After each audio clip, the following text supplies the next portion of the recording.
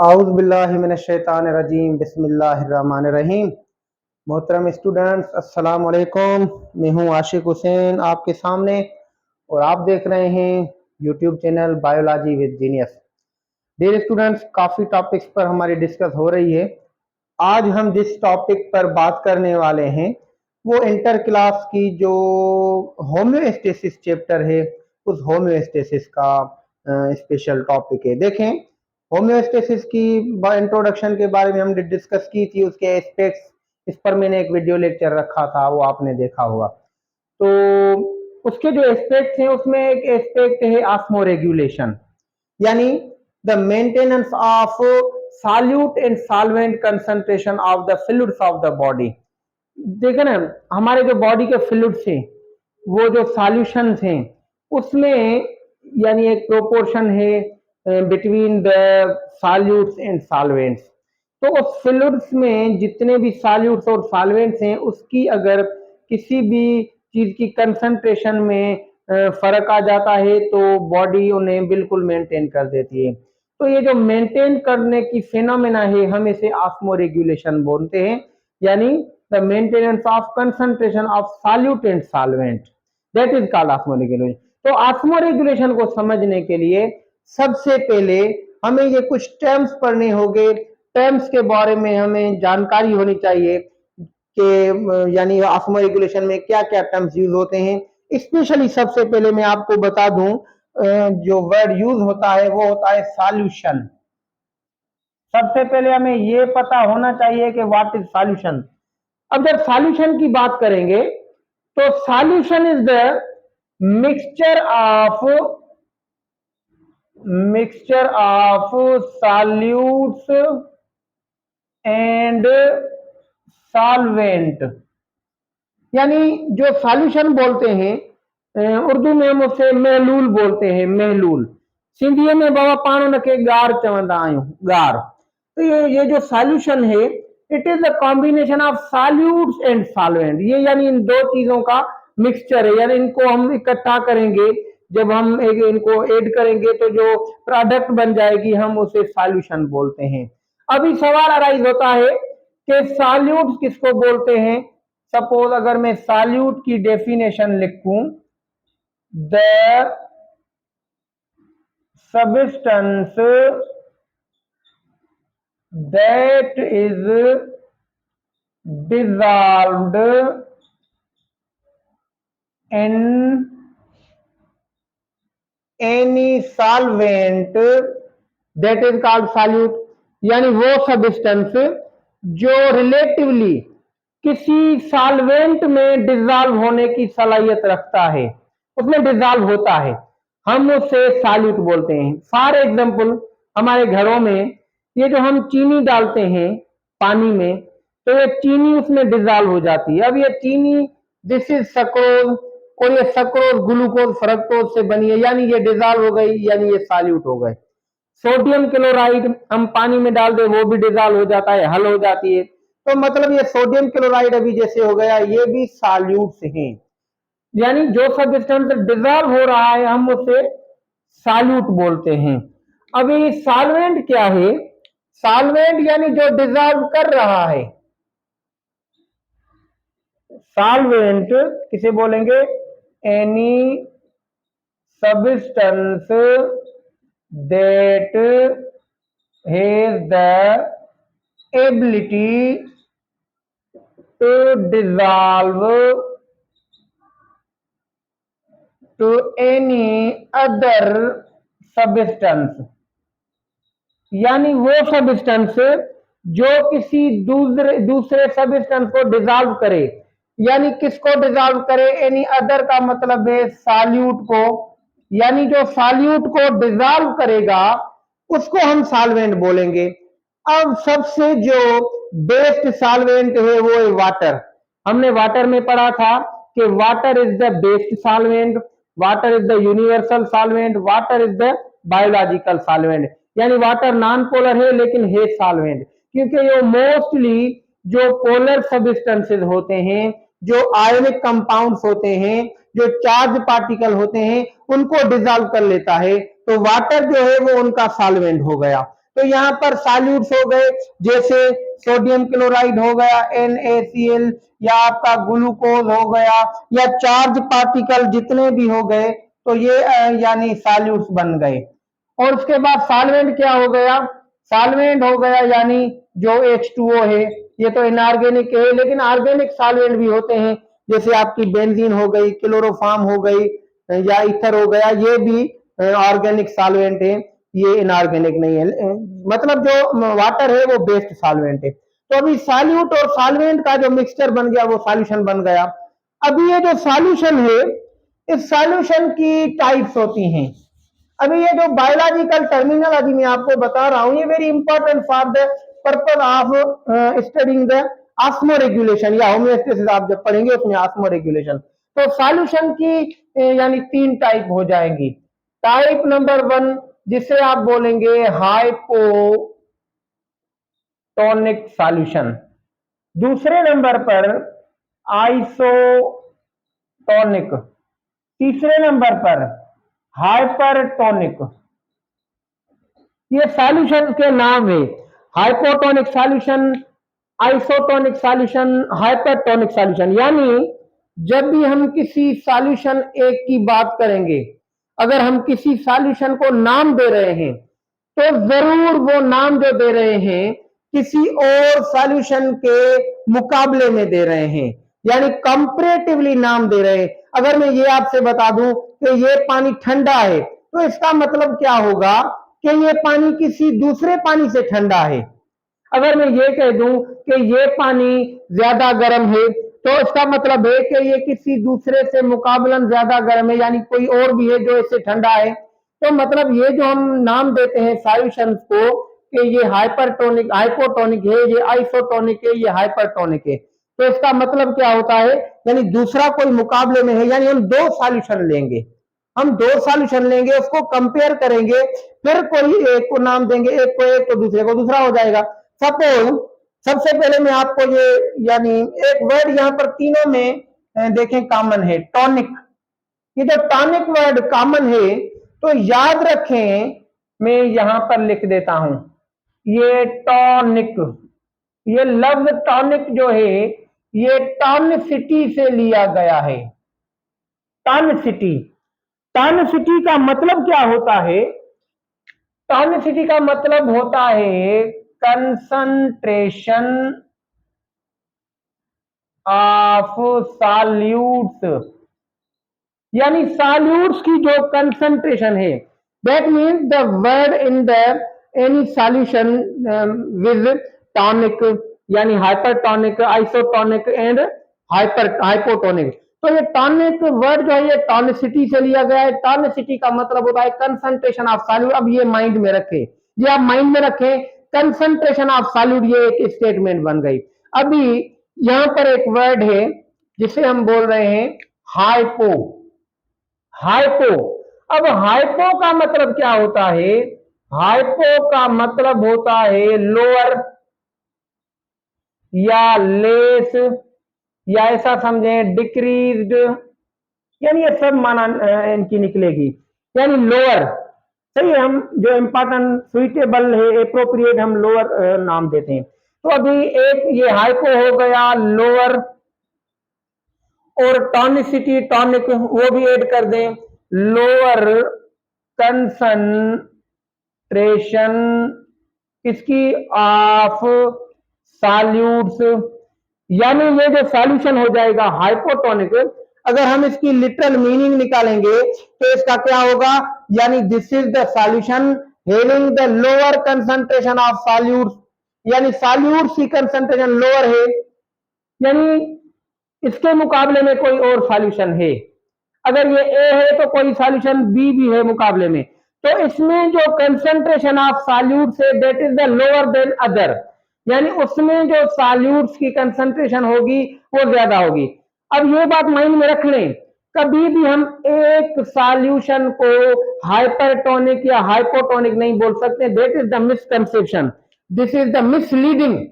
आप माइंड में रखें, आप किसी भी एक सॉल्यूशन को हाइपरटोनिक और हाइपोटोनिक नहीं बोल सकते, उसके मुकाबले में कोई ना कोई दूसरा होगा दोनों की, क्योंकि वो दोनों सॉल्यूशन हैं, ए और बी सॉल्यूशन है, तो जिसका मतलब है कि दोनों में सॉल्यूट्स भी हैं सॉल्वेंट भी हैं, दोनों सॉल्यूशन हो गए तो दोनों में सॉल्यूट भी है सॉल्वेंट भी है। तो देखना यह है कि इसमें भी सॉल्यूट्स उसमें भी सॉल्यूट्स, इसमें सॉल्वेंट उसमें सॉल्वेंट, दोनों का रेशियो निकालना है।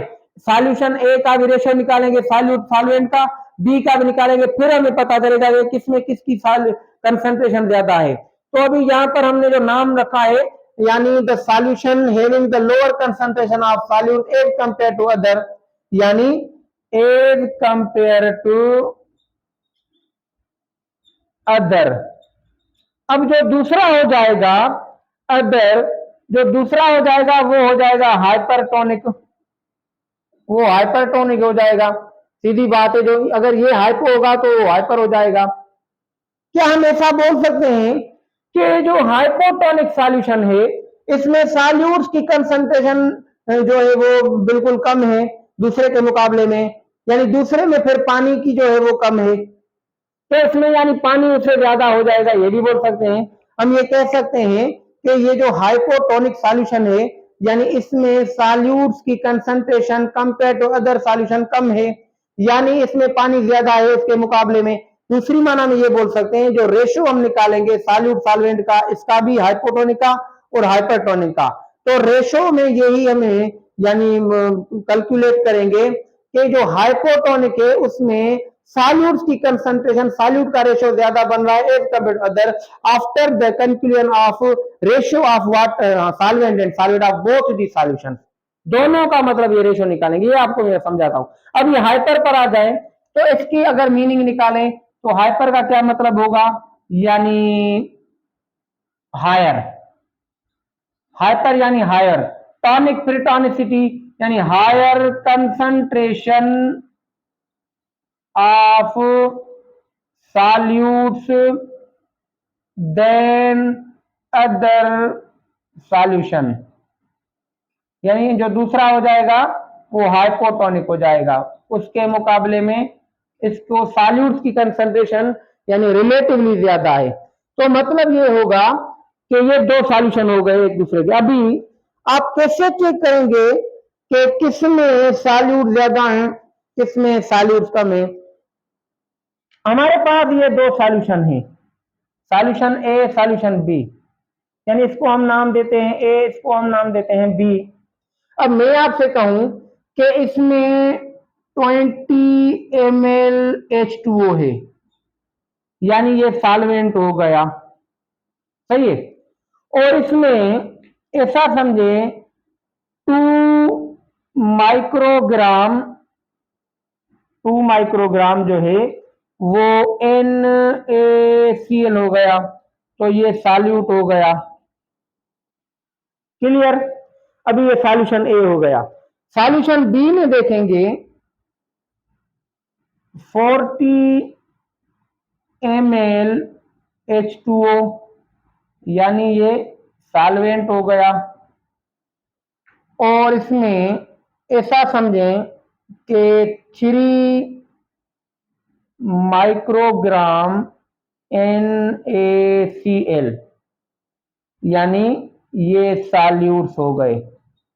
अभी आप जाहिरन जब अमाउंट देखेंगे तो आप कंफ्यूज हो जाएंगे।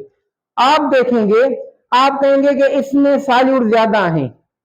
अगर हम सिर्फ सॉल्यूट को ही देखकर दोनों को सॉल्यूट सिर्फ देखेंगे, यानी बाकी को अगर हम नजरअंदाज कर दें, यानी दोनों के सॉल्यूट देखें, तो आप कहेंगे कि इसमें सॉल्यूट्स की कंसंट्रेशन ज्यादा है इसमें सॉल्यूट्स की कंसंट्रेशन कम है, तो आप ये बिना सोचे समझे नाम दे देंगे कि this is the hypotonic hypertonic solution. क्योंकि आप कंपेयर करेंगे इसमें 3 माइक्रोग्राम सॉल्यूट है, इसमें 2 माइक्रोग्राम है, तो आप कहेंगे कि इसमें हायर है इसमें लोअर है, लेकिन ऐसा बिल्कुल नहीं है। इस बुनियाद पर हम नहीं बोल सकते कि ये हाइपर है ये हाइपो है। हमें क्या करना होगा, मैथमेटिकली स्पीकिंग में आपको बता दूं, मैथमेटिकली देखिए अभी हम रेशो निकालेंगे।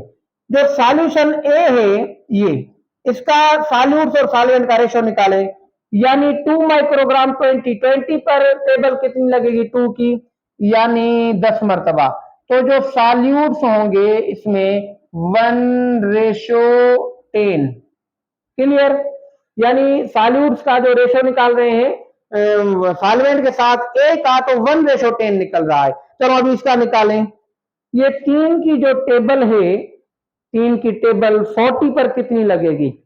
30 पर तो 10 मरतबा, तो 40 पर यानी 13.3 कह दें, यानी 1:13.3। अभी आप मुझे बता दें कि सॉल्यूट्स तो दोनों साइड बराबर हैं, सॉल्यूट्स दोनों साइड बराबर है। क्लियर? अभी देखें, पानी इसमें यानी 10 है तो इसमें 13 होगी। जब हम सॉल्यूट्स को बराबर कर देंगे, एक यानी आप वैल्यू को बराबर कर दें, कैंसिल आउट हो गई। अभी जो दूसरी है उसको देखें, अभी उसमें क्या डिफरेंस है? अगर डिफरेंस है तो दोनों सॉल्यूशन में फर्क होगा। अगर डिफरेंस नहीं बनता तो ये सॉल्यूशन फिर आइसोटोनिक बन जाएंगे, क्योंकि इनमें तो डिफरेंस हमने खत्म कर दिया। सही है। अभी हम पानी में सॉल्वेंट में डिफरेंस देखते हैं। जब हम डिफरेंस सॉल्वेंट में देख रहे हैं तो ए में पानी ऐसा समझें 10 ml है और बी में पानी 13.3 है, यानी इसमें पानी ज्यादा है।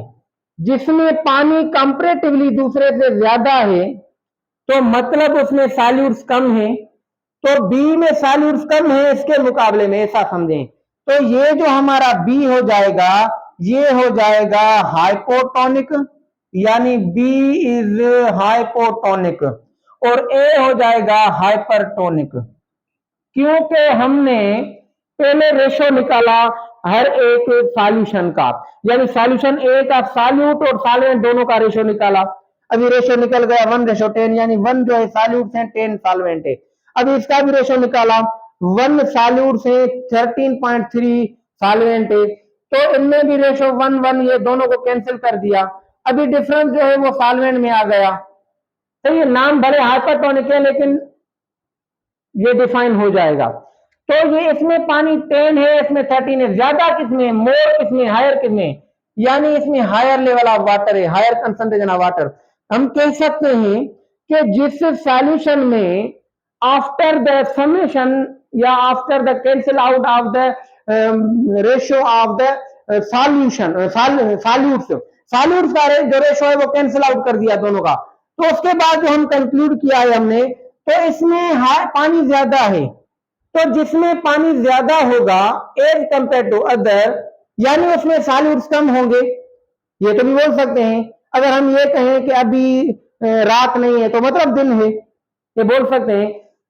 हम अगर ये कहें कि आज फ्राइडे नहीं है मतलब बाकी 6 दिन में से है, तो जाहिर बात है इसमें जब हम ये बोल रहे हैं कि दिस सॉल्यूशन है the higher level of water और solvent, that means it has lower level of solutes.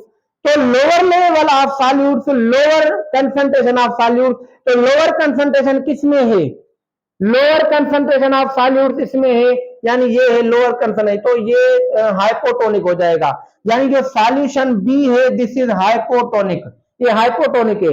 अब अंडरस्टूड है, जब एक हाइपोटोनिक हो जाएगा तो दूसरा हाइपरटोनिक हो जाएगा, क्योंकि इसमें पानी इससे कम है। इससे पानी कम है तो यानी सॉल्यूट ज्यादा हो गए इसे। जब सॉल्यूट ज्यादा तो higher level of solute, higher level of concentration of solute means hypertonic. Hyper तो ये ए हाइपर हो गया। अभी इन दोनों का आपस में रिलेशन है। बायोलॉजिकली स्पीकिंग इनकी लिविंग में क्या इंपॉर्टेंस है? देखें, हमारे जितने भी फ्लूइड्स हैं, चाहे वो एक्स्ट्रा सेलुलर फ्लूइड्स हों जो सेल के बाहर होते हैं, चाहे वो इंट्रा सेलुलर फ्लूइड्स हों, क्योंकि जनरली फ्लूइड्स दो होते हैं। एक फ्लूइड्स जो सेल के बाहर जैसे tissue fluid, extra cellular fluid, interstitial fluid, plasma, CSF, ये एक्स्ट्रा सेलुलर फ्लूइड्स हैं। दूसरे जो मेम्ब्रेन के अंदर से, क्योंकि बीच में मेम्ब्रेन है, उन्हें हम इंट्रा सेलुलर फ्लूइड्स बोलते हैं। तो ये इंट्रा सेलुलर फ्लूइड्स और एक्स्ट्रा सेलुलर फ्लूइड्स का जो सॉल्यूट और सॉल्वेंट कंसंट्रेशन होती है, बीच में मेम्ब्रेन होती है।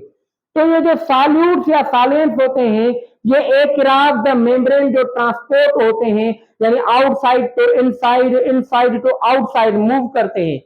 तो ये in response of the ratio between the solute and solvent. अगर ए को हम बोलें ये एक्स्ट्रा सेलुलर फ्लूइड है, तो बी हो जाएगा इंट्रा सेलुलर फ्लूइड, यानी बी में सॉल्यूट्स की कंसंट्रेशन कम हो जाएगी, माना पानी की ज्यादा। तो पानी जो है पानी यानी वाटर मूव इस डायरेक्शन में करेगा H2O, क्योंकि इसके पास पानी ज्यादा है। हाइपोटोनिक का मतलब ये है कि जिसके पास पानी ज्यादा हो, क्योंकि hypotonic means less concentration of solute, मतलब पानी ज्यादा, तो ये पानी लूज करेगा, ये गेन करेगा। यानी ये सपोज मेम्ब्रेन है, ये मेम्ब्रेन से पानी ऐसे क्रॉस करके आएगा H2O, क्योंकि पानी फॉलो करता है इन सॉल्यूट्स को, वो सॉल्यूट जो ऑस्मोटिकली एक्टिव सॉल्यूट्स होते हैं, जिनमें यानी वो चार्ज पार्टिकल या पोलर सब्सटेंसेस, तो पानी इस डायरेक्शन में मूव करेगा। अगर हम इनका पानी जब बैलेंस हो जाएगा तो फिर नेट मूवमेंट जीरो हो जाएगी।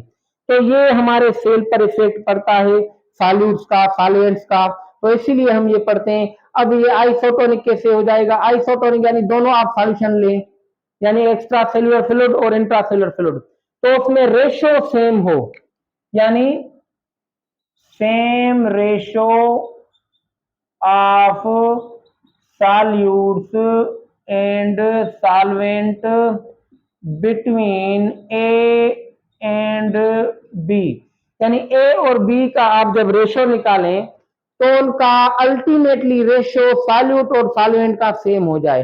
सपोज मैं आपको बता दूं, अगर यहां पर ऐसा होता कि 1 मिनट के लिए मैं आपसे बोल दूं कि यहां पर 3 की जगह अगर हम 4 कर दें, 3 की जगह अगर हम 4 कर दें, तो अभी देखें जैसे 2 की टेबल 20 पर 10 मरतबा 1:10 ए, तो 4 की भी 40 पर 10 मरतबा, ये भी बी में 1:10 बन जाएगा, यानी दोनों रेशो देखें बराबर हो गए, तो फिर ये आइसोटोनिक बन जाएंगे। फिर ना वाटर इधर से इधर आएगा ना इधर से इधर जाएगा, नो नेट मूवमेंट, यानी मॉलिक्यूल तो एक्सचेंज होंगे लेकिन नेट मूवमेंट जीरो बन जाएगी, क्योंकि ये दोनों अभी iso, iso mean same, iso का मतलब होता है same, same concentration of solutes.